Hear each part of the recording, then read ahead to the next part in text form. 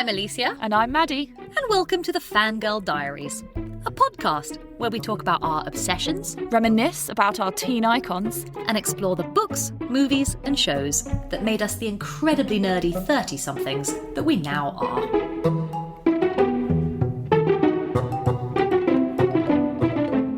It's coffee break time. Yay! Time for one of our shorter episodes where we take on a little topic that means something to us. You say that. And no one else. This could end up being like a 3-hour. Like, we're going to have to edit that out. It's our longest episode. Welcome to our short episode of 5 hours long. And also, we keep calling it coffee break. Never ever do we have a coffee. No, it's during true. this. We just had lunch, but we need to rename it like afternoon snack break. Yeah, it's fine. Like aperitif break, or like I don't know. You did say we could have wine. I did say you can have wine if you like. Really, we should transition these to like evening wine time, happy hour time. Happy hour time, that's true. Well, today we're going to be talking about probably like my favourite topic of all time, which is, why do we love musicals? Oh my God, we just love musicals so much. I feel like we've talked about specific musicals in the pod before, and probably alongside those, we've like gone into a little bit of our like obsession with musicals as a genre in general. But I think this is the time to like really go deep on like why as an art form, yes, like they mean so much to us. If you're not into musicals, then pick a different episode, or maybe like we could persuade you, because it's been our constant bugbear, hasn't it, that like we are so into musicals that you are either with us or we will attempt to persuade you. And I will say, I understand there are people who are just like, this is not a genre of entertainment that I like. And like, I get it, but I also do think you're wrong. Yes. And can be persuaded. We can't be friends. I think they're wrong too, but I've always thought that those people just haven't seen the right musicals. For sure. And maybe that's just really belligerent of me, but I think there is a category of musical that when people say they don't like musicals, they sometimes mean these like super kind of candy cane. They're thinking of Mamma Mia.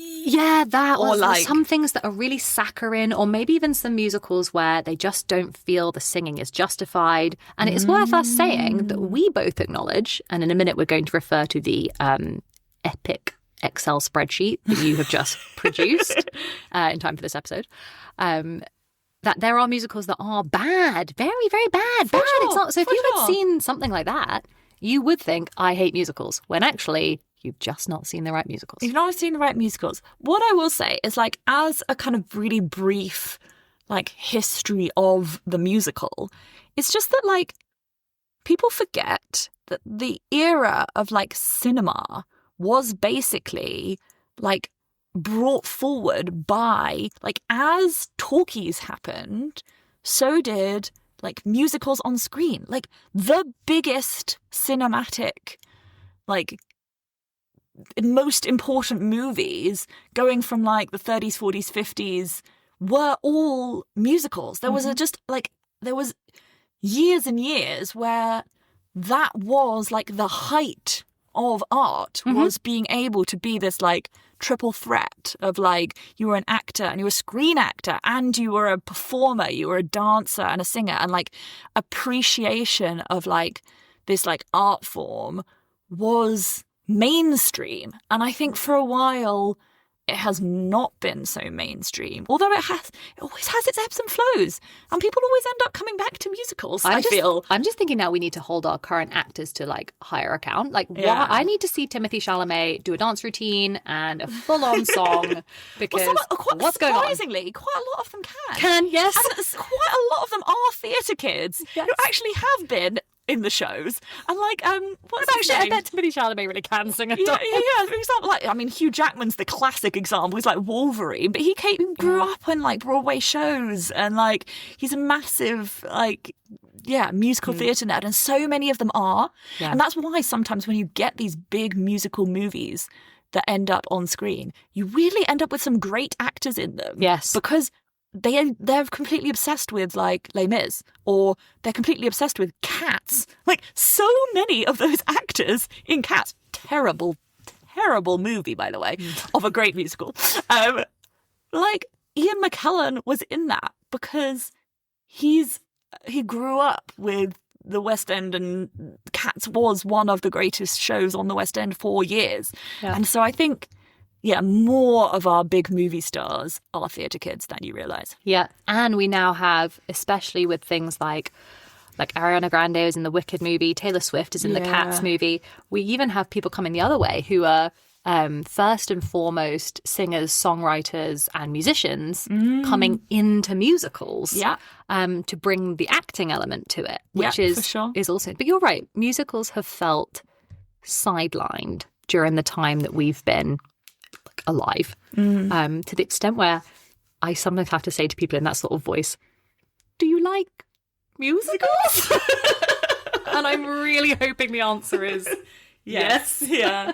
But it's not I can also understand that, because what they have become, especially in London and New York, is they're a very commercial business, and therefore the things that do really well are the things that are like big, family friendly, just like can be put on repeat for decades. Like, The Lion King, according to one of my favorite podcasts, The Rest is Entertainment, The Lion King musical is the most profitable piece of entertainment of all time. Wow, I didn't know that. Including like video games and like everything. The Lion King musical beats it all. I'm impressed. I would never have guessed that. Yeah. Wow. Okay. And so, all right, commercially, musicals can be incredibly successful, but often the ones that are the ones that have become a bit of a staple that you're going to go and you're going to see the same thing every time. And that's not necessarily... I actually do love The Lion King. It's great. But the kinds of musicals that make me go back to the theatre multiple times a year are the new up and coming thing from a new writer that's slightly interesting or a bit weird or slightly quirky and a great soundtrack. And those are the things that I think most people don't really know exist because they just see Mamma Mia and The Lion King. Yeah. And I actually have to rule out the things that I don't like about musicals, and it links in with the whole commercial aspect. Yeah. I am not interested in the last decade's insistence that we fill the West End with Disney adaptations. Mm-hmm. The Lion King is really one of the ones where it's doing artistically something a bit different. Yes. It's not just sticking real people on the stage and trying to stage the movie. Yeah. So I'm sick of Disney adaptations that fall flat. And I don't love the 90% of screen to stage adaptations where you take a really popular movie, like a pop culture hit movie, and then you try and add, and that's been Legally Blonde, that's been Little Miss Prada, that's been Mean Girls. There's so many examples of these where I'm let the original film stand. It's not a musical, it's a film. Yeah. And I feel again, 90% of the time, those don't work. I agree with you. I want things that have been workshopped in a back alley of Chicago that then get an off West End or off Broadway debut. Then they come to Broadway. Then they win all the Tonys. And by this point, me and you are there. Yeah. I want that. The other trend that also falls into that commercialization side, and it is a tricky line because obviously the ones that have commercial success are the ones that keep the industry growing, right? So you can't really have all of the interesting, small, quirky things that then come out of nowhere and become successful without the giants. But fine. And we do love the giants. We love some of the giants. Say, some of the giants. Sure. Some of the giants are on my spreadsheet. Shall we just cover off, for anyone who's not familiar with the back catalogue of our podcast, which ones have we done in depth? We talked about Moulin Rouge. Yes. We talked about Hercules, but that was more the film. We did Phantom of the Opera. Did we talk about Rent yet? No, but we have done Wicked, both of course the stage. Wicked, we did a podcast on the stage version, and then we podcasted about the film. Yeah. And I think those are all the ones that we have done, with more in the pipeline to come. We know we're going to talk about Rent. Yeah. We have talked about we need to do Spring Awakening and give it the, detail it deserves. Yeah. We'll probably mention both of those now. Yes. But yes, if you like musicals, please scroll back through our Spotify catalogue. There's quite a few. Yeah, so the other sin of very commercial musical theatre that I don't generally like, there's always exceptions, but I don't generally like, is the jukebox musical. Yep. So where you're just taking the back catalogue of a particular artist or mixture of artists and then like kind of forcing a story onto that. I'm not going to be going to see the Tina Turner musical or like the Michael Jackson musical. No. Apparently the Michael Jackson one is pretty good. But Can we nod to the two big exceptions to this? Yeah. Where we do like them? Yeah. To me, that is, you've already name-checked it, Moulin Rouge. Yeah. And the other is We Will Rock You. We Will Rock You is great fun. Which is just freaking brilliant. But that's the thing. For all these rules, there's always exceptions. For example, one of them on my list of like a movie that was turned into a musical that I think is one of the greatest musicals of all time is Groundhog Day from Tim Minchin, who wrote one of the best musicals, and it is an adaptation of a movie. So I think it is that thing that you said about you've got to do something artistically interesting and different and unique, and then you can be in my tier 0. Okay, so Madeline, explain what a tier 0 is and what you're holding in your hand now. I am currently opening on my phone my musical theatre database. So wait, about 10 minutes ago, when we decided we would record this episode, Maddie said, okay, but in all seriousness, like, I have my spreadsheet. And I said, right, produce the spreadsheet immediately. And she is not joking. Like, it's beyond spreadsheet. It's a list of, if I go to the bottom, Madeline, it includes... It's colour, like, categorised. It has 142 musicals listed on it. 142 musicals. This is not all musicals that I've seen, but it is musicals that I am, like, reasonably well aware of. I probably know the music at least a little bit, or I know enough about it to feel like it has a place. Like, I can't list every single musical that's ever been written because there are thousands. But if they're smaller ones, it's probably because there's like either I really want to see it, or I've like listened to the soundtrack and I really like it, or something. But anyway, for the ones that I have seen, I put them into tiers of like best musicals and least good musicals. And my tier 0 is like my loves, my greatest musicals of all time, like the musicals that have some personal reason why I feel personally affected by them. Yeah. We should say 0 is the highest. 0 is the highest. Is that a maths thing? Yeah. It's like, well, it was because I had tier 1, but then there were like too many in tier 1. Okay. So like it had to be better than tier 1. And you couldn't go like 1 star. You've gone 0. I've gone 0. Okay. It's like God tier. Yeah. It's like... So we also have to say that your lowest tier is not just called labelled bad. It's labelled actively bad. Yeah, so my tiers are 0 is my best musicals of all time. Tier 1, one of the greats, like one of the greatest musicals of all time. Like we all agree. Yeah, the Tony Awards have agreed. Yeah. We all agree. 2 is fabulous. 3 is good musical. 4 is not my thing. And 5 is actively bad. Okay. Do we feel the scope of this episode contains us talking about the main 2 categories? Oh, it's so many in here. I let's pick out like a few. Why don't I tell you the ones that are in my tier 0? Yeah, put them on the table. And you can be like, that's interesting. Let's talk about that one. There will be some that you've seen and I haven't, but I think we're going to have a lot of overlap. Yeah, and some of these, and I think this will show, like, some of these are big blockbusters. Others are, like, well-known, but not, like... They're well-known within musical theatre, but they're not going to be, like... Yeah. Your average person on the street's not going to have, like, seen the poster in London or whatever. And then, like, a couple are smaller, but none of them are, like, super obscure. Okay. Hit me. What do you got? Number 1. Well, these are not in order. The point of this is that I couldn't put them in an order. I couldn't give you a number 1 to 10. They are all tier 0. So if you're in tier 0, you're all equal at the top. Yes. You're in the sort of hallowed category of awesomeness. Yes. Okay. So we got Jesus Christ Superstar. Yep. Little Shop of Horrors. Yep. Les Mis. Oh, man. Phantom. Yeah. Into the Woods. Not seen it. I know. Wicked. Yeah. Spring Awakening. Oh, yeah. Hamilton. Oh, my God. Groundhog Day. Okay, I've not seen that. Hadestown. Not seen it. And Come From Away. Hadestown, I had just had a baby, and I remember thinking, damn it, I'm missing this, like, this big moment. Cultural moment. Yeah. And yeah, Come From Away, yeah. And some of these I know why they're particular to you. Yeah. Like, there are some of these here where they're elevated into your top tier because you've either been in them or we've been in them. Half that list you and I have been in. Yeah, Jesus Christ Superstar and Little Shop we both did together. Yeah. And Les Mis. And Les Mis. Yeah. Yeah.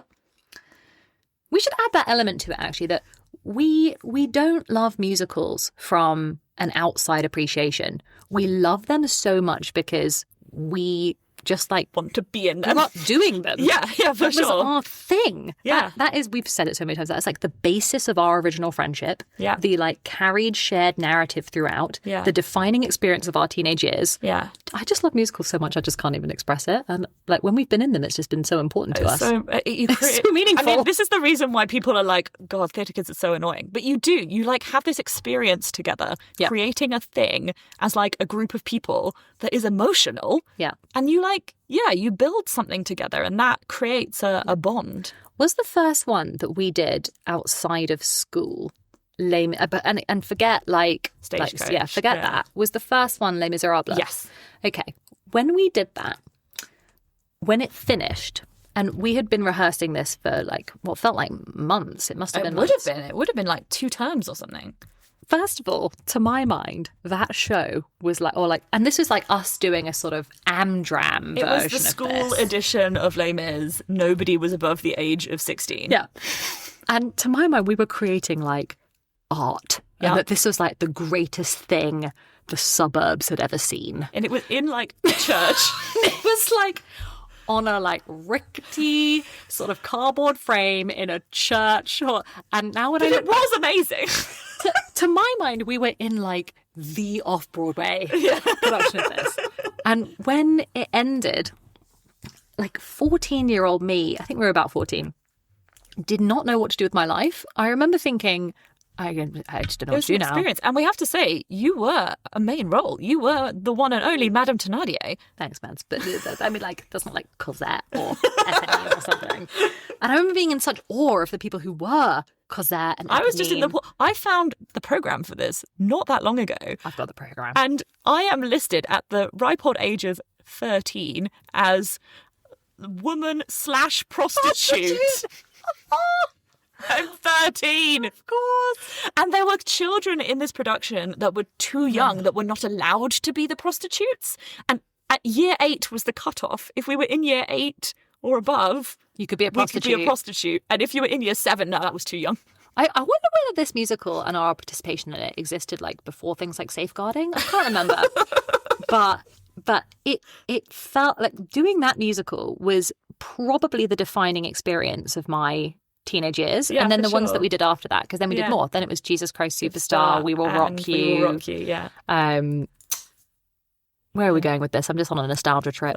Yeah. Anyway, well, I think if we're going to try and answer the question, which is why do we love musicals? And if we were trying to like explain to someone who doesn't, I think the thing for me that is the reason I get so emotional during a musical in a way that I probably wouldn't during a play or in a film, maybe. I mean, films can make me cry. But we've talked about this in terms of film soundtracks. I am deeply affected by music. Yeah. And I've grown up learning to play instruments and singing. And so there's something, I think, primal about telling a story through music that makes an emotion bigger than what it is without the music. Definitely. And therefore, for me, the musical is the perfect medium to express emotions and to express a story. I mean, like, even historically, like, that is something that humans have been doing since the dawn of time, is like sitting around a campfire and telling stories to each other through music. Yeah. I think it's just an expression of that. It's formalized and it's put on stage. But I do genuinely feel like swells of emotion when I'm in a theatre and like you're telling a story and the story's not just happening literally, it's happening through creating a feeling in the whole audience through the music that it just makes it bigger and more overwhelming of an emotion than if you just read a book or watched a play. Yeah, I 1000% agree. And then to take that even one step further and be in the musical. For sure. To be the conduit for that song that's going on, and it's for your dancing as well. Yeah. It's like you're participating. It's at the same time, it's cathartic and it's like electric and you're like being at a festival. It's like being at a festival and a funeral at the same time. It's absolutely wild. And of course, we love festivals and it feeds into all the other stuff we love, like concept albums, all this sort of stuff. I feel a song that has a story is always more meaning to me. Definitely. You know, when I'm listening to pop music, I love it when I can like have a backstory and like have a context for a song more than just it being like an abstract thing. That's why we love Taylor Swift. For sure. Yeah, who I think we have talked about over like weaving in and out of like an interest in musicals. Yeah. And when we have previously recorded the Summer I Turned Pretty episodes, I was actually thinking earlier, sometimes that gets to such a histrionic place that like I want one of them to sing.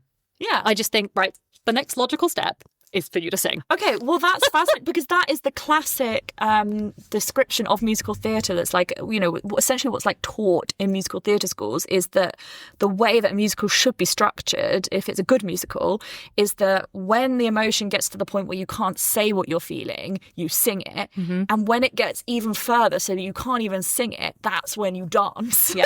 And like, that sounds silly, but I think that's when musical theatre does work, is because the music and the dance is there for a reason. It's to tell a story, it's to express a character or an emotion, not just, because we had to put together this jukebox musical and we've got these songs and we've got to put them in an order and, can we make the lyrics fit into the story and like whatever. No, that's when you get a bad musical. But when you get a good musical, it's when like every decision is justified by the story and the emotion. Yeah. And to move that, to segue from that teenage experience reference into your tier 0 list and to cover it off, because I know we're going to talk about it at length another time. That is why I love Spring Awakening, and it's so deserving of tier 0 because there is so much about the teenage experience where you think, I just got to sing. I've just got to do a song. I'm sorry. And that is what that musical embraces to the 11th, the nth degree. And it's so moving. And you just think, why aren't high schools or secondary schools just filled with people like bursting into song all the time? Because that is what that experience feels like. But of course it's not, but they're all listening to music. Yeah. Of course. Yeah, or being part of the theatre club, which is why High School Musical is a legitimate thing. What tier do you have High School Musical I think it's in what tier is it in? Like Fabulous or something. Yes, that's where it should be. Yeah. Like a really good time, not high art. Yeah, for sure. Yeah, absolutely. absolutely. I can't see it, but it's somewhere there. Okay, what else is in tier 0? So, go on. We were just talking about Les Mis. I mean, Les Mis is a classic for a reason, right? Like, it's almost the height of... It represents a very particular type of musical that maybe I can see why some people don't like, which is much more like high art, almost operatic. It's sung through. Same as Phantom, basically. But it is kind of like... it is a work of art.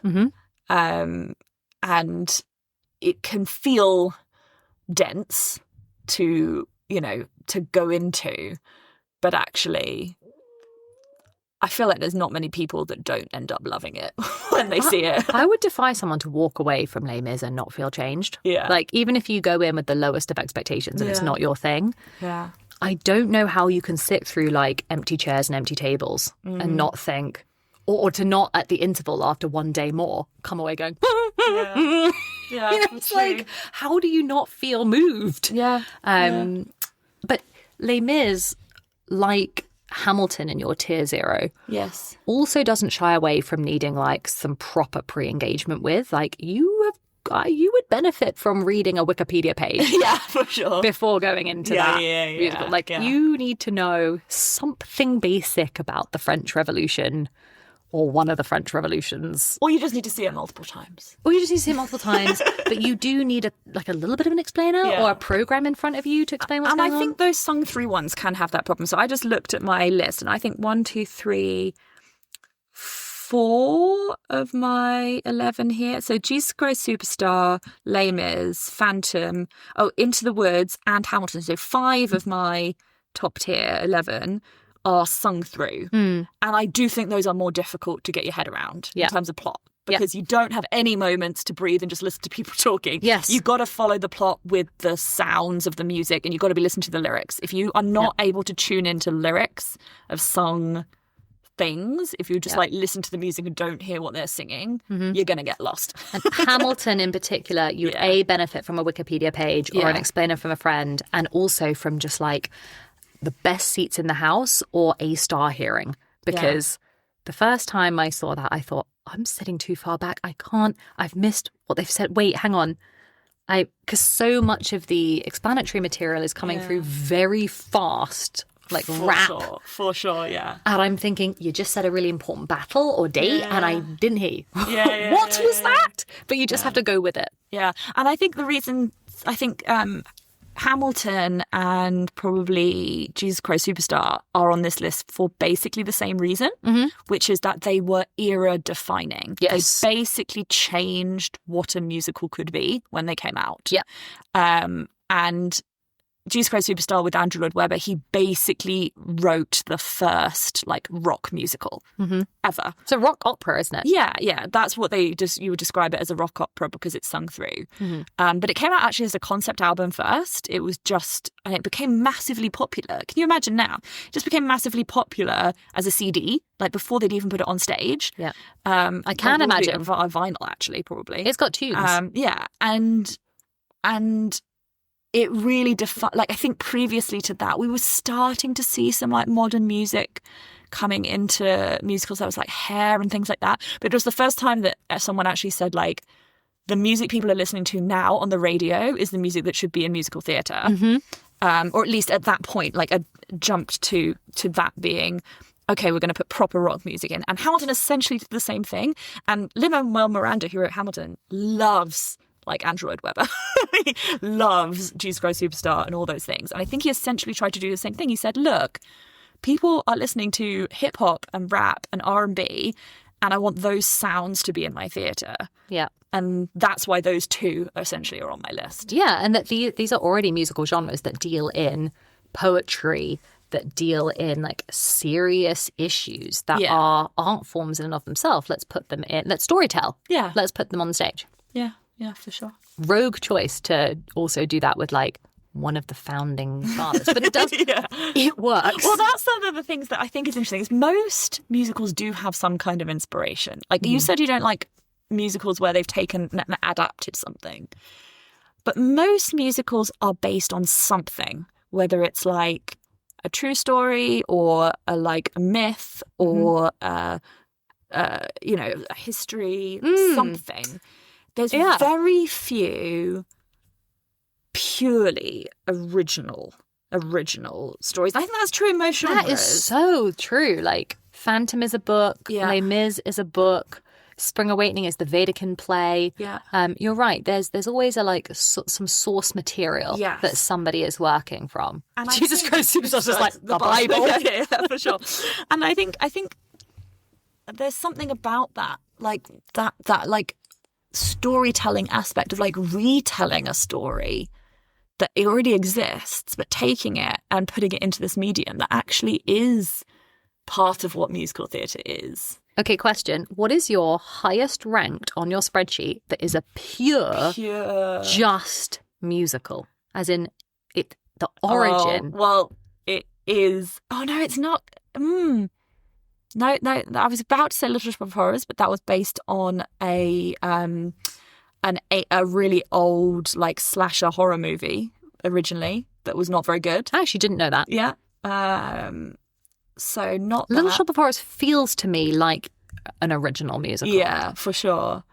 None of these. Hades Town is a myth. Come From Away is a true story. I'm trying to think if I can think of any. Cabaret was not got source material in some way. Was it a play first? Yeah, I'm sure there's some source material there. So then we're coming into the world of Stephen Sondheim, and we have Company, which is an original musical. Okay.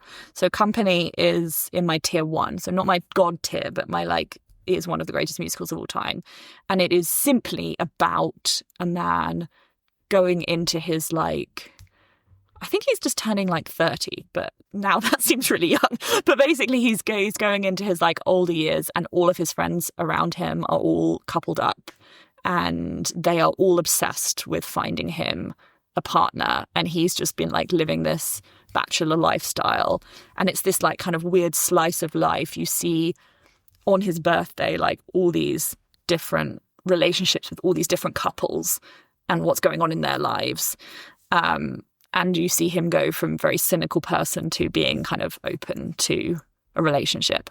But that is truly original. Stephen Sondheim. There's nothing else that he based it on.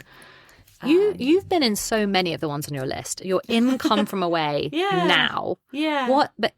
Is there one on this list that you feel you have enjoyed performing the most? Because your list is based on like you loving them and watching them. But is there one on there that if you ranked it by like being in them? Nah. Oh God, I don't know. I mean, I have only just started really rehearsals for Come From Away, but it is one of my favorites anyway, and so being in it is just lovely. But it's kind of weird because I know every lyric and every moment in the show really, really well. So that's kind of interesting, and it's a very much an ensemble piece. Everyone is basically on stage the whole time, and although I've not got a big role, I get to be in a lot because you're all creating the setting and the people. And you kind of switch characters constantly. Everyone plays like multiple characters, and you switch between being. It's basically about a town in northern Canada that took on a whole load of people who were stranded during 9/11. So you switch from being the townspeople to the people who've come on the planes. Like almost in just like a scene, you like take off a hat and you become one person. Like it's very, very kind of. The staging is so simple. Yeah, it's really simple. You just kind of like move a chair and you're on a plane, and then you move a chair and you're back in the cafe or whatever. It's really like, so that's quite fun to do because it feels like a group of people coming together to do that thing, to tell that story, but just in a very organic kind of way. Yeah, it's a style of musical not dissimilar from Spring Awakening, actually, that the finished product is deliberately designed to look like you're workshopping something. Yeah. You're on chairs, you're on tables, it's really minimal costuming, it's like no special effects, basically, and that really lets you focus on the music. Yeah. But there are some musicals where it is a riot to be in it, but I'm not convinced they're the best to watch. Yeah. I mean, that's interesting. A lot of them are in the kid category because it's so fun to be like palling about on stage when you're a kid. Like, do you remember, like, it was a complete hoot to be in things like Oliver, Bugsy Malone. Like, these were great fun. But I'm not so sure they were fun for like our parents watching them. But we thought it was like the business. For sure. Yeah, I think some of those big kid musicals are another kind of group of musicals that probably put some people off, right? Oliver, Bugsy Malone, Annie, like all these ones that are like designed for and around children probably are part of the reason why some people get put off of musicals. Let's go into the emotional experience. Which ones on your list do you feel are the ones you would send somebody to who was looking to feel uplifted and to come away from thinking, I'm on a high? And which are the ones on that list where you think somebody needs a moment to, like, a serious recovery period afterward? Oh, no. Okay. Do the fun ones first. Well, Come From Away is the most heartwarming musical I've ever seen. It makes you cry, but it is about 9/11. It is about 9/11, but it is uplifting. What it's about is about humanity and people coming together to look after each other. And so, I always feel like afterwards, the message of it is that, people may be different, they may be from different places, but ultimately they will look after each other, and this kind of like very uplifting thing can happen. So I think that's very positive and uplifting. Weirdly, I'm about to say Little Shop of Horrors is uplifting because that's weird because the whole planet gets destroyed at the end. But it's fun. It is fun. You're right. It is like it's not serious. No, it is funny and it's fun, and therefore. It's like going to watch like a silly movie, but like, maybe some people die, but like it doesn't matter, and it's just about like having a good time. Yeah, if you read a synopsis of Little Shop of Horrors, it doesn't sound like you're going to come away feeling like you had a good time, but you are. Yeah. But I still don't think either of these are in a like, this will heal you category of like, what would you send someone to just be like... But I feel like the ones that heal me are the ones that also make me cry. Well, so this is it. So your top tier, like the ones that probably me and you like the most is for some reason we are happy to put ourselves through like an emotional ringer. Yeah, like I was about to say Billy Elliot. But no, that makes me so weak, sad. But it's so good. All right, so maybe you just need to attack this question the other way around. Which are the ones where you think, oh man, I need some recovery time after that? Miss Saigon. Oh my God, I hadn't even thought of Miss Saigon. Jesus. The most depressing musical I've ever seen in my life. Gone. Yeah. Okay. Yep. And there's a difference here between ones that have an emotional low point in them where you think I'm really sad in maybe sort of like 90 Partway minutes through. in, but then we end on a happy note. Like Billy Elliot, it's got really sad bits, but the end is happy. Yeah. But then there's other ones where you're like, I'm walking away feeling emotionally destroyed. Why have you done that to me? Or like Spring Awakening. Yeah. Spring Awakening does not end well, if spoilers. Spring Awakening, afterwards, you just think, I need to go home and watch something else. Yeah. I need to go home and like put Friends on or something because that was too upsetting. Les Mis, depressing. Yeah. Yeah, a lot of the ones on your list. I'm hurt. Hades Town is pretty sad at the end, but not like... It's bittersweet at the end. Phantom of the Opera, depressing at the end. I hate the end.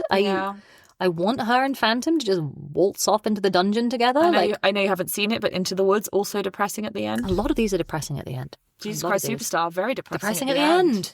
Yeah. What's wrong with us? Why do we do this to ourselves? It's awful. Oh, dear. It's God.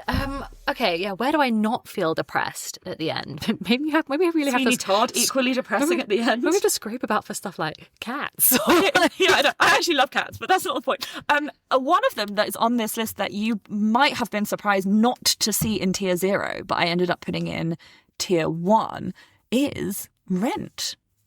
Okay, and that's a good example of makes you want to weep in the middle of it, but actually has a relatively happy ending. Yeah. God, that's a good musical. Yeah. That to me is in the Jesus Christ Superstar and Hamilton category of genre defining. Yes, agreed. It was. And I think the only reason that I ended up, I've kind of over the years, it's probably moved down from a 0 to a 1 for me, is just because I think it hasn't aged as well as some other shows. And it feels a little bit like naive nowadays. Yeah, what do you mean? Like how? Like, I think a lot of it was about this like bohemian attitude, these like starving artists living in New York. And looking back on it, I think a lot of the criticism it gets nowadays is that like they all just had parents that they should have just called. And they like... I did not think that was what you were going to say. They should have rung their parents. Well, like But they have AIDS. No, but most of the, like Mark, for example, he's like on this like artist mission.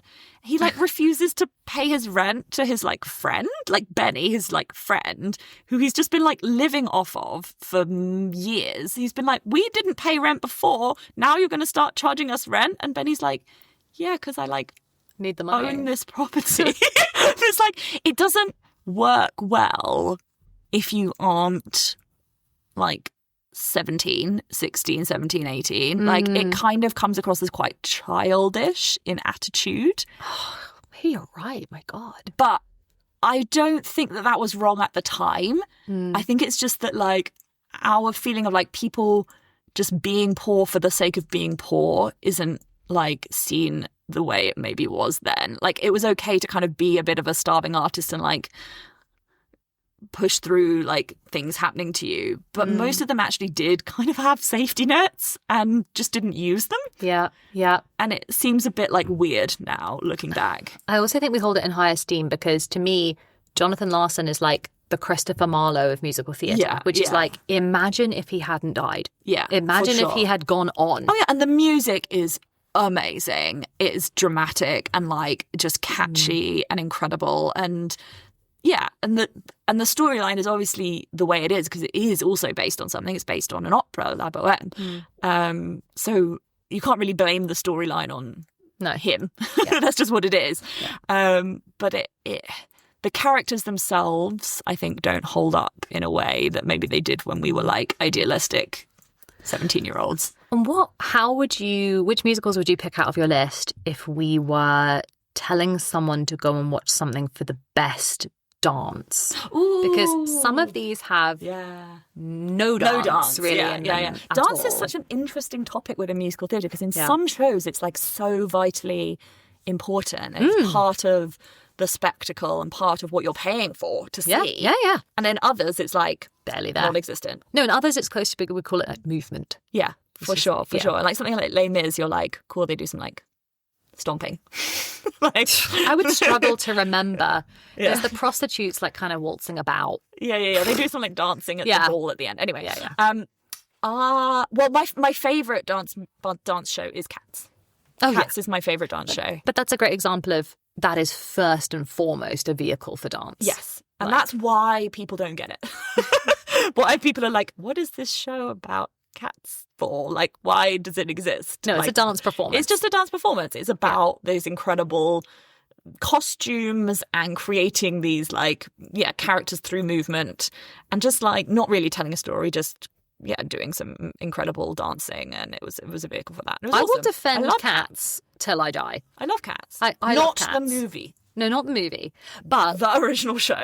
But before we were even friends, both of us were obsessed with the VHS copy of the staged filmed production of the Andrew Lloyd Webber version of Cats. That to me is the canon production. That is the video. Yeah, for sure. Yeah, it's perfect. It's perfect. Incredible. They didn't need to film a stupid movie with like Taylor Swift in it.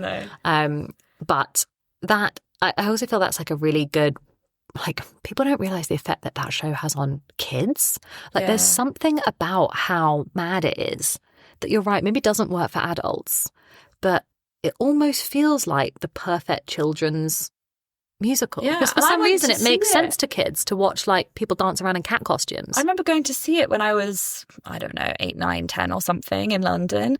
And I think it must have come back to the Gillian Lynne Theatre, which is this theatre that, like, rotates. And they'd start it off with all that, like, dark, it's all, like, dustbins and everything's dark and everything. The like, cat's eyes start coming out of the light and whatever.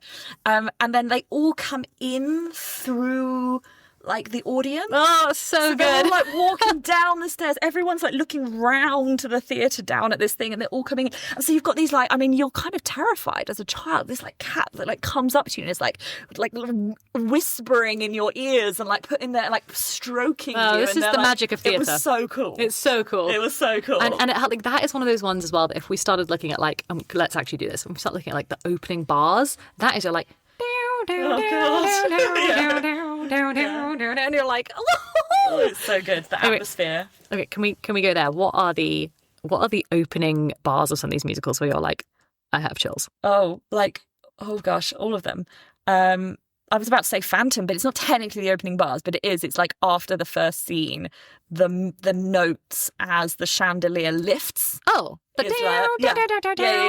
Okay, that's not opening bars, but that must be like the most important series of notes. Yeah, that must be like if you had to think of like a couple of notes in musical theatre that represent musical theatre, it's that. Yeah, I mean, we've just named 2 Andrew Lloyd Webber musicals, so we got to give him his dues. We got to give him his due. The man is who he is for a reason. Yeah, I know. Now, he's had some duds. Yeah, but I did not like Cinderella. I didn't. Did you see it? No. Oh, it was bad.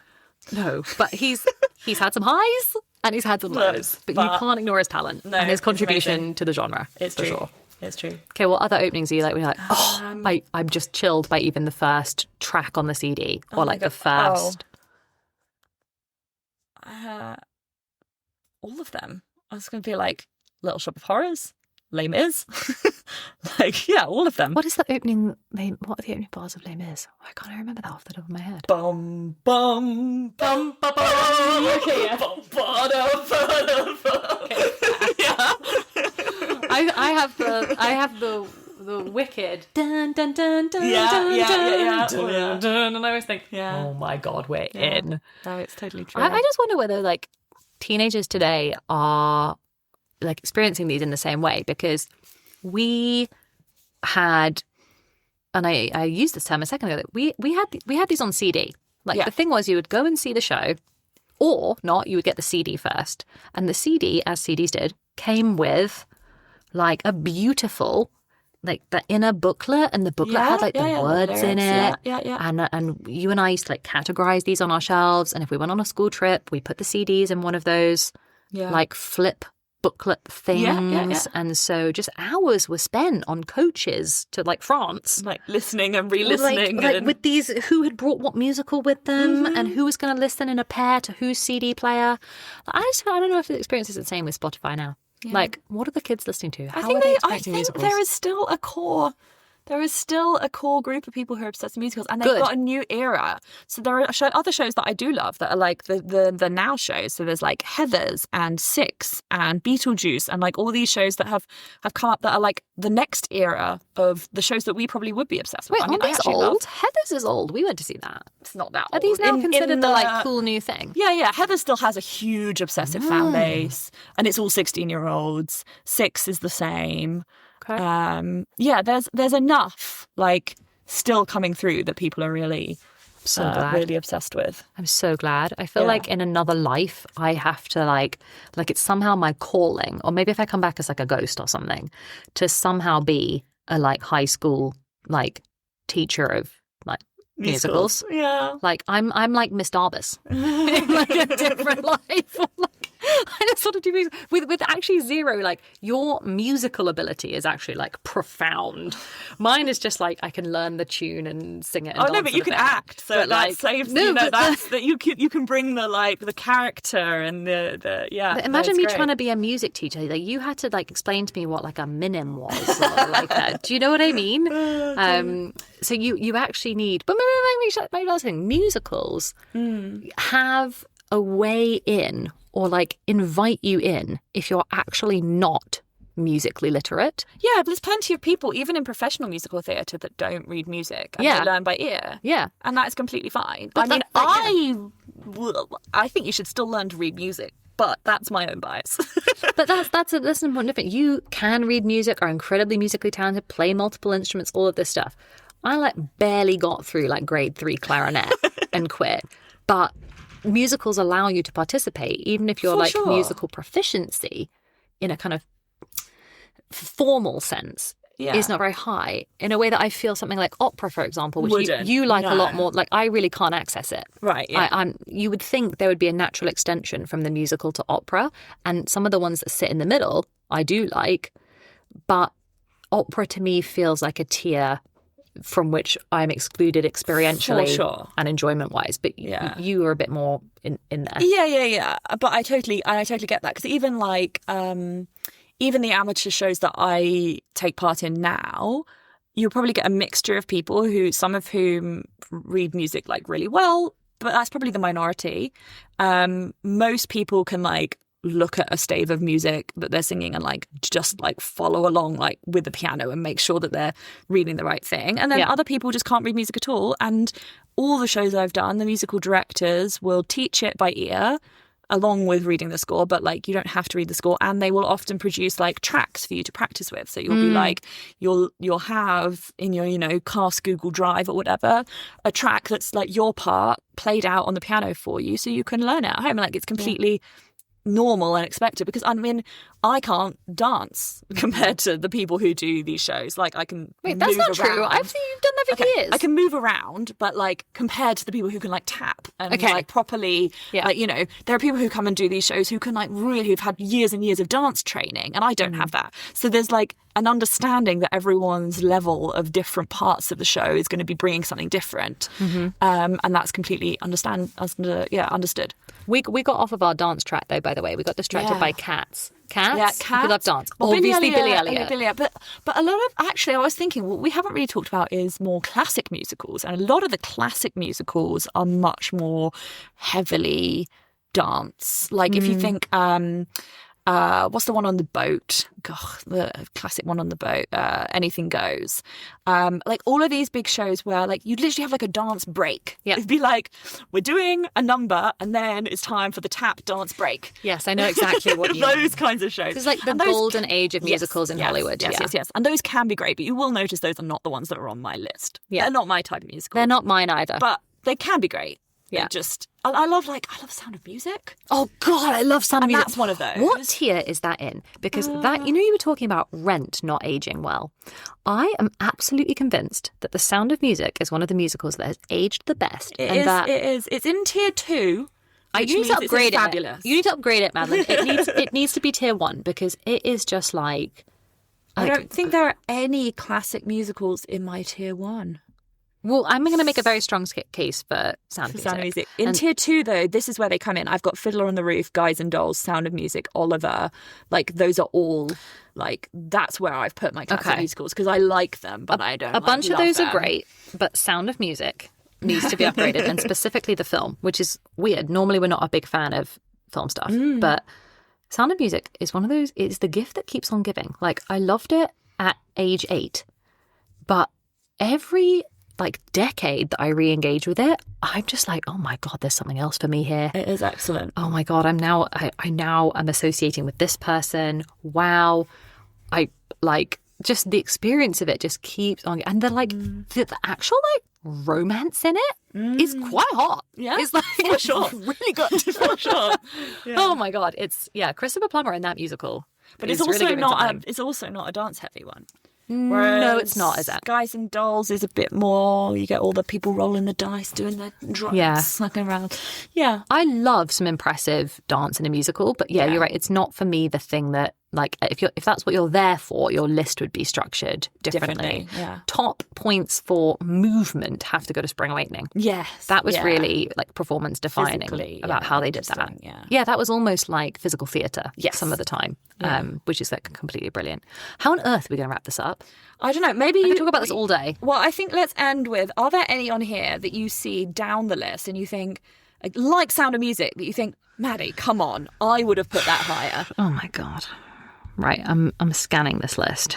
I just love that you have this list. This is so impressive.